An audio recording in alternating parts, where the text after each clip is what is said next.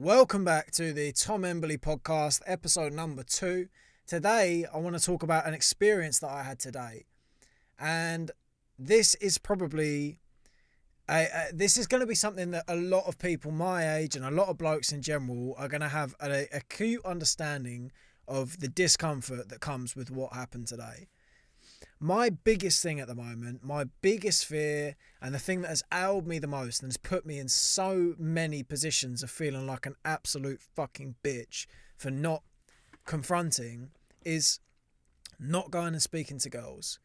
Anyone my age will perfectly understand what I'm talking about here. That anyone, you know what, blokes in general, just fucking all of us, all the boys, we know what we're talking about with this. Going up to a girl and speaking to her, if you haven't done that before and you're not a well-versed pimp, is daunting. It's fucking terrifying.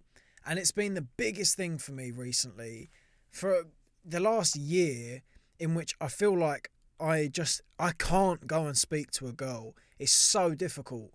And you go through all the mental arithmetics of going, oh, it's not as bad as you think it is, you know, you're catastrophizing things, it doesn't matter, you're just kind of speaking to someone, blah, blah, blah, whatever the fucking rest of it. All of the things that you think, there is no reason why I should be this scared of speaking to a girl. We all experience it nonetheless. Today, I was in the gym and I made a conscious effort to go, do you know what? This thing that is ailing me and that is putting me in so many positions of feeling guilty and weak, I'm not going to let this happen anymore. I'm going to do something about this and I'm going to start it today. And I saw this birdie in the gym and I thought, do you know what? I'm not going to be fucking weird. I'm not going to go try and get a number or anything. I just need to start reinforcing and getting comfortable with this idea of just going and speaking to someone. And that's my goal became, not so long ago, to just go and speak to people, just go and speak to women, go and cold approach women. And you don't even have to get a number. You don't even have to ask for a number. Just go and go through the process of getting comfortable, walking up to someone you don't know, who you have that attraction to that makes you uncomfortable, and just get used to what that feels like. And I thought, I'm going to start this today. I'm not going to do this anymore. I'm going to start now and continue as I mean to. And in short, that was not exactly how things went. But it still went well. And what happened in the end was basically, I saw this birdie on the other side of the gym and I thought, you know, you're nice. I'd like to come and talk to you.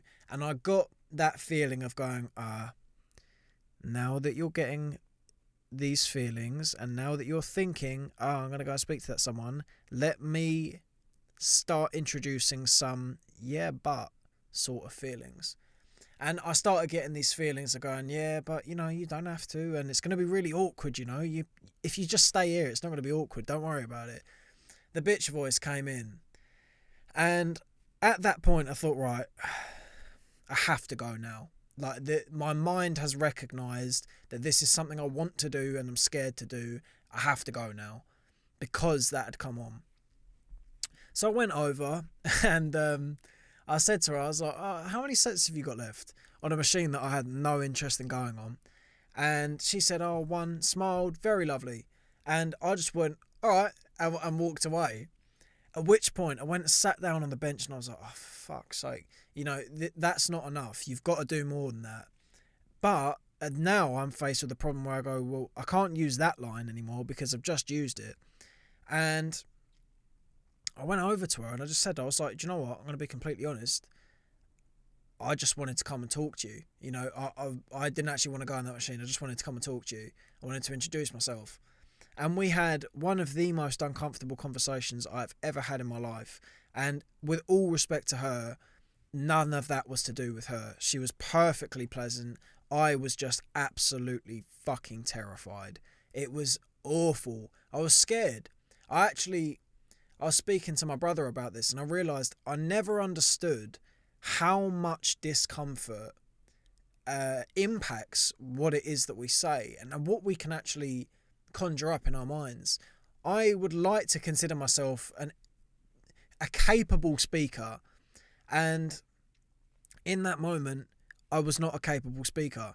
I actually struggled to do anything but ask very basic, very boring, very uncomfortable questions. And do you know what? Even though I went over and I definitely was unbelievably uncomfortable and I obviously looked it, I'm really glad that I did it. And I want to talk about this today because I think it's something that a lot of people have a problem with and a lot of people need to get through and stop having a problem with this. And you can join me on my journey whilst I do it with you.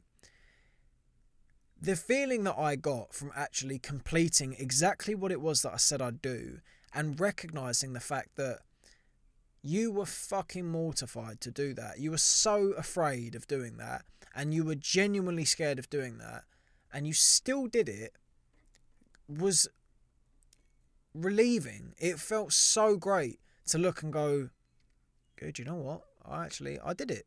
What I said I'd do, I did. And even though I was uncomfortable and even though I didn't want to do it and even though I nearly didn't do it, I didn't speak myself out of things. I didn't talk myself out. I did what I said I'd do.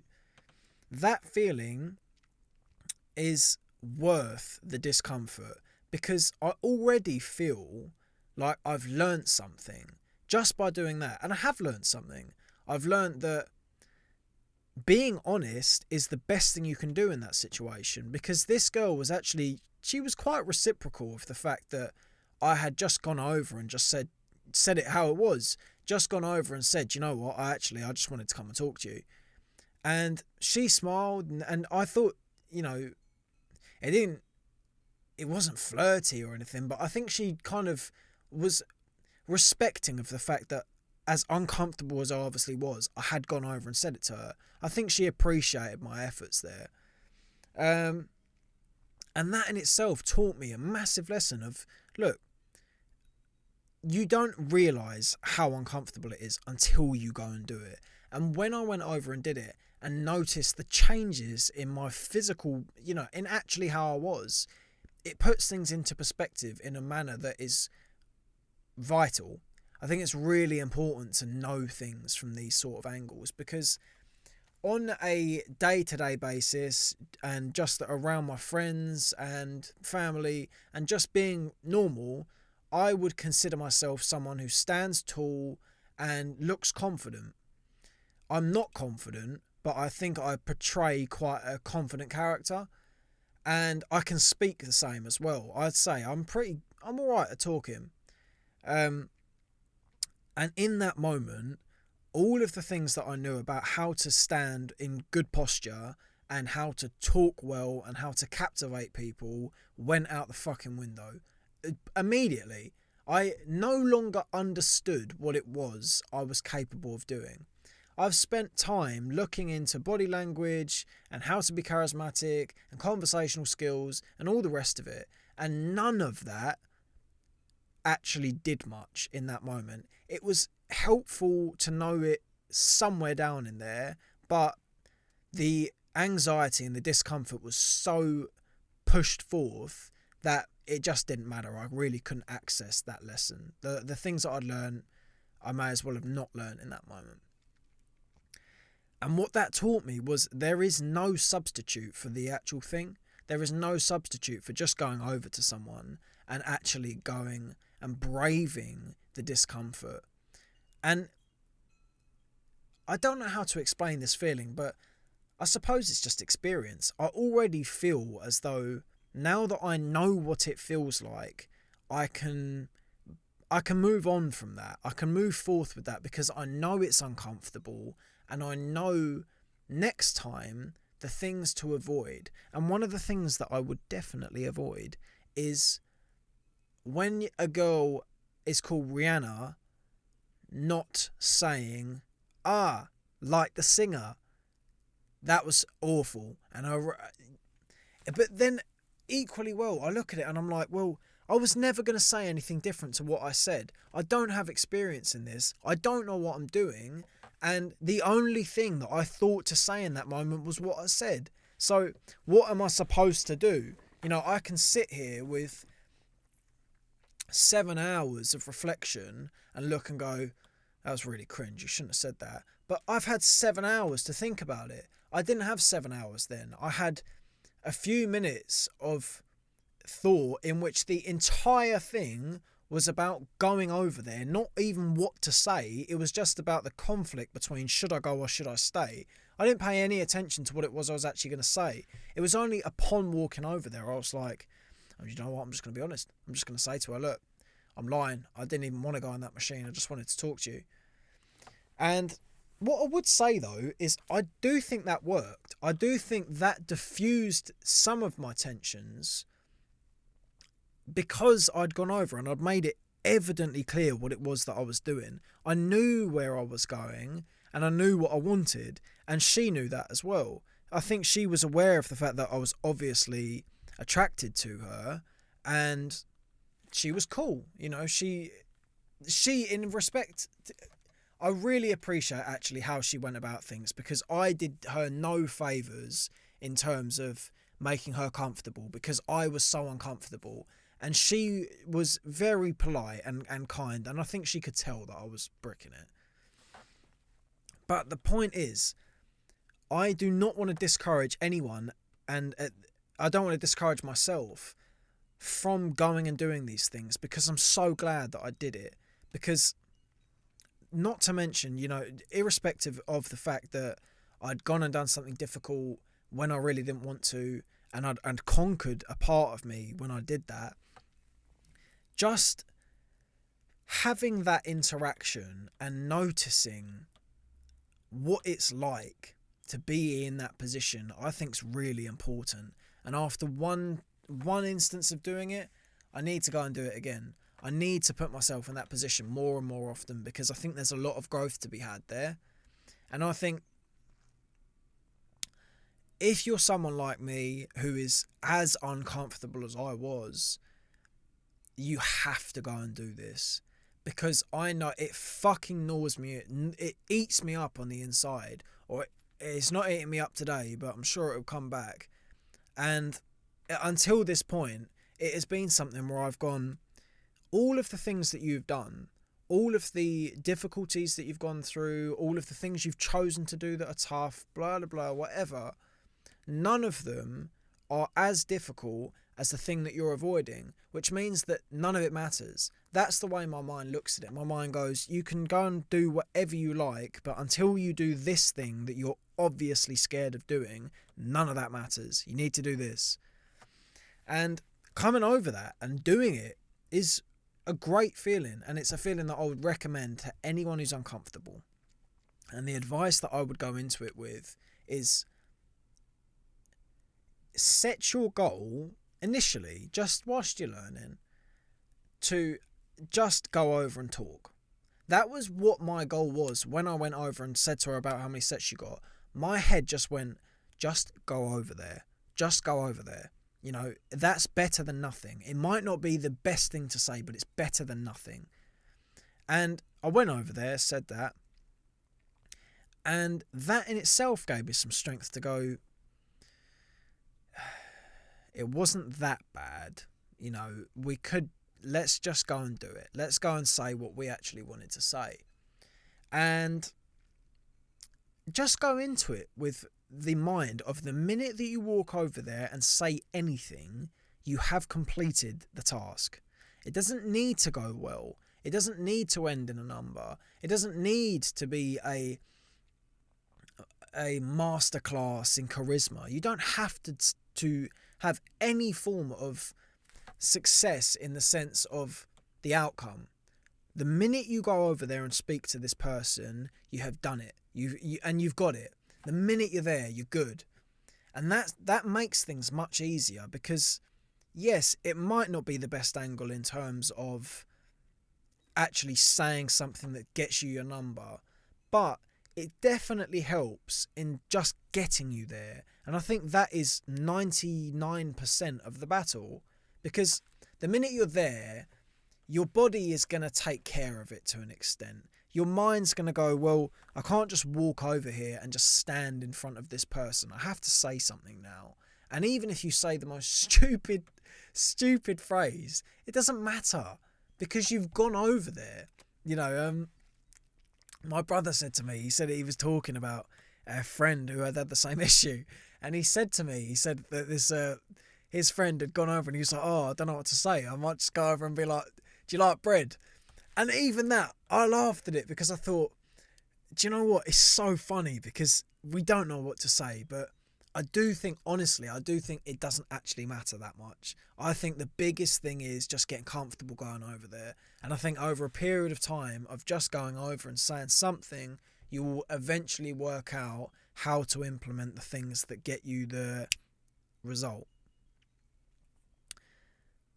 So, with that in mind, I'm going to talk about cannabis.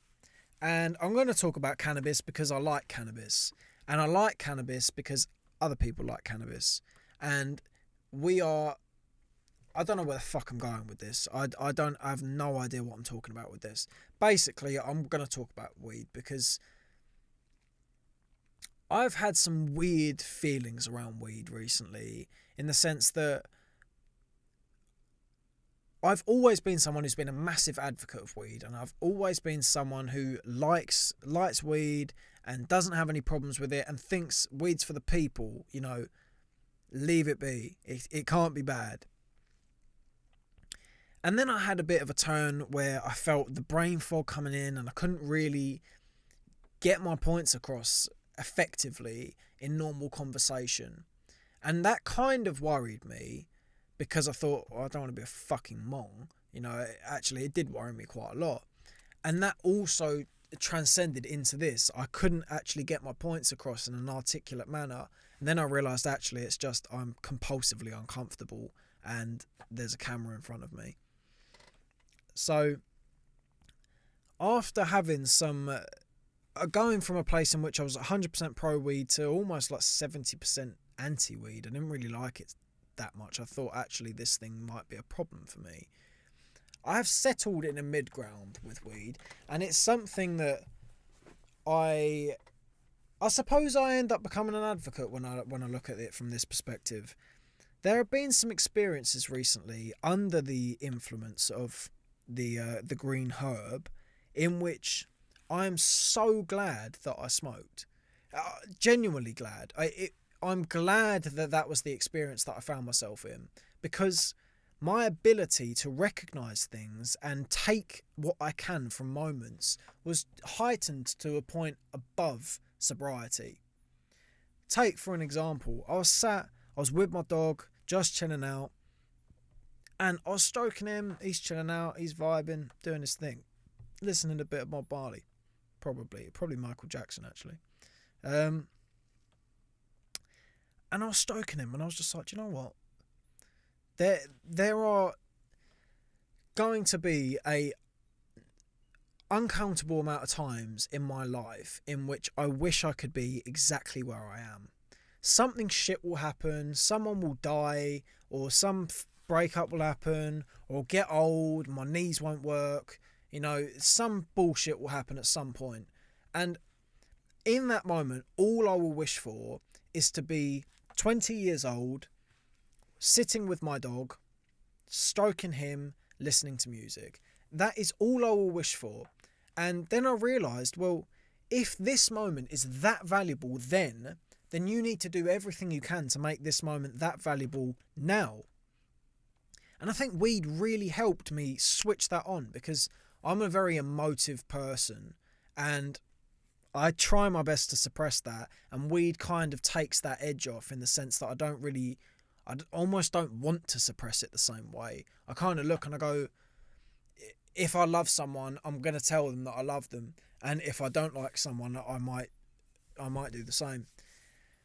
But I thought, in that moment, to have that recognition and to understand what it is that I understood in that moment, that I need to take this moment and cherish it, is something that I'm not sure I would have accessed as well without weed.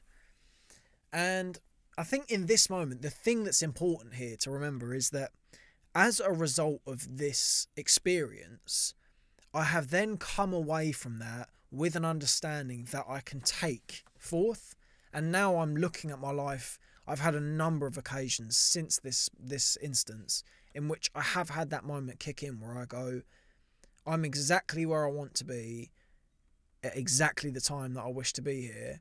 And there will come a day when this day is an absolute paradise compared to what I am or what I will have in that moment. When I'm 89, if I get there, I dare say the Tom Emberley in 2093 is going to wish that he was 20. And realising that is really liberating, because you realise, you go, well, hang on, that's in fucking ages, and I'm here now. I don't have to worry about that right now. I have exactly what it is that at some point in my life I want. And the point that I want to get to with this is, we get caught up in looking forth. We get caught up in looking into the future and thinking about what we want to have. We think about the things that, you know, it could be a financial goal, or it could be a relationship goal, or it could be whatever. We have such a forward-facing mind in the sense that we always want what is next. And when you can look and you can think about your life now in a sense of going, I'm exactly where at some point I wish I would be. You're in the exact same circumstance that you find yourself in now, because at the moment, my example would be, I'm looking and I'm going, oh, won't it be great when you achieve a financial prosperity and you don't have to worry about certain things and you feel as though the life that you wanted, you've made.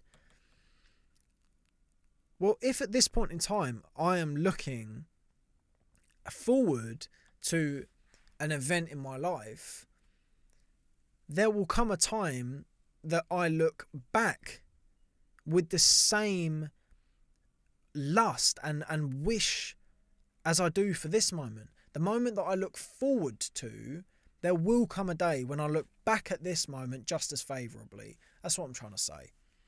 And when I realised that, under the guidance of a bit of the puff, that had so much value to me. That had a real sense of value to me, because I looked and I went, small trivial things ail us to the point that they can ruin what is otherwise a fantastic life. And we can take a moment that we are blessed to have and we can bastardize it, and we can lose the joy of the moment purely because of our own doing. It is our fault when we do that.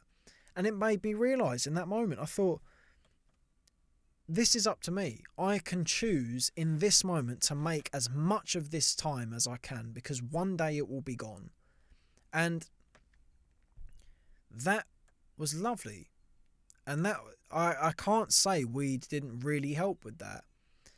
The only thing I would say, and this is where I've come to with weed, is for all it's good, too much of a good thing is a bad thing. That is unanimous across the board. There are very few things that's not the case towards.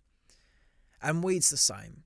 I think you can get into a habit with weed, and I certainly do, is thinking, it's not that bad, just a bit puffed, doesn't matter, you know. And then you do it too much, then you feel shit about doing it too much, and you get into bad habits as a result of doing it too much.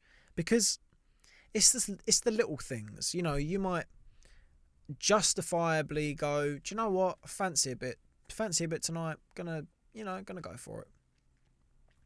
And then the day after you do the same, and the day after you might do the same, and all of a sudden you've had 3 evenings where you've done nothing, and that's a problem.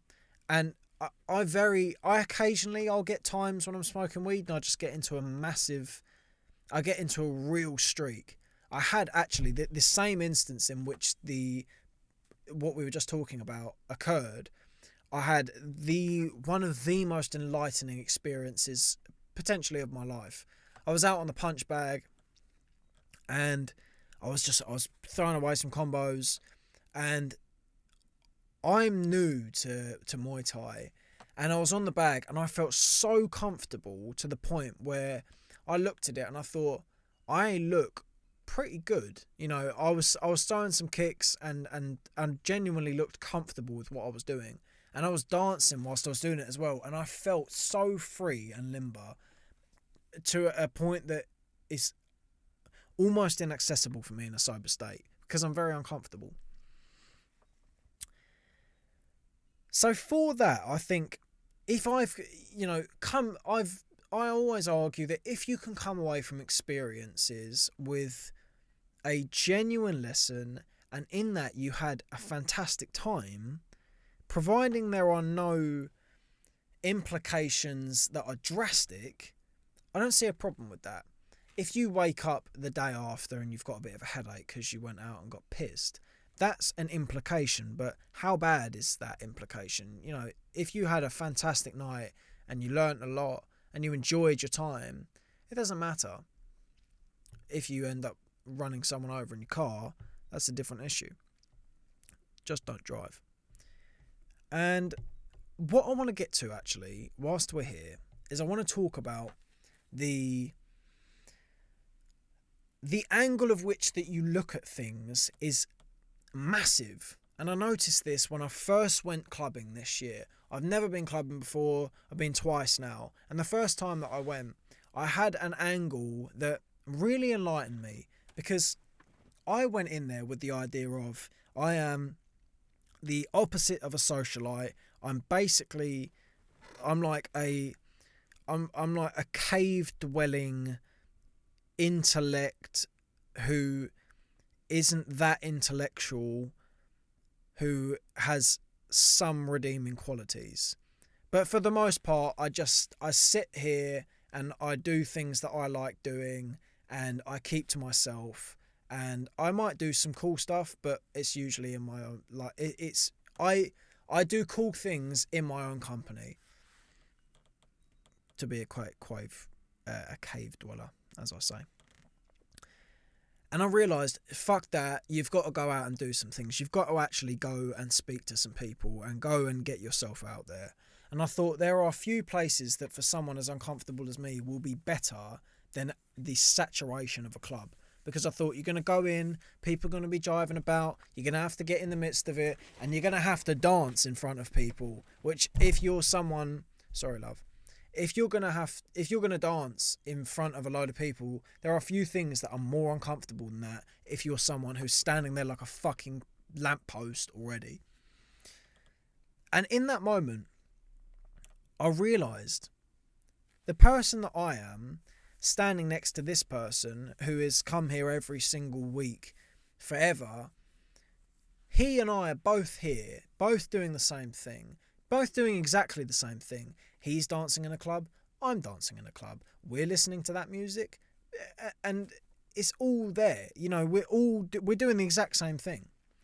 The difference though is, and I'm not trying to degrade anyone. If you want to go and do that, go and do that. I don't care. It's not for me to say anything about that at all. But if you're there clubbing every night and pissing your life away as a result, and I'm here looking at it from a perspective of I'm trying to get out and socialise, we are doing the exact same thing, but we're going to go in two very different ways as a result. Because I'm looking at this through a positive lens of, I know that this is going to be a good experience for me and I need to do this. And someone else might be, completely hypothetically, worrying about the fact that they're 28 and they've been doing this every single weekend and they're pissing their money away and they don't, they're not going anywhere. We're both in the same club doing the same thing. But the point is, having that angle and looking at things from that angle is critical. It's the same thing. It comes back to with weed. If you can be someone who can look at something and go, I'm going to smoke a bit of weed, I'm going to, I want to sit and I just want to get comfortable. I want to be comfortable. I want to dance about, and weed helps me with that. Or, you want to spend some time with your friends in a positive way. Whatever it is, just having a positive goal related to anything that you're doing is Very important. And this is not to be mistaken with intellectualizing your issues. Some people intellectualize their problems and they will justify what it is that they're doing through some flimsy rational outlet. You know, they'll look and they'll say, oh well, I'm going to clubs because I want to socialize myself, and actually that's not what's happening. They've got a problem. And that is, you know, you've got to find the balance as you do with everything. Any point that anyone can make, someone can come across and have a caveat to add to it.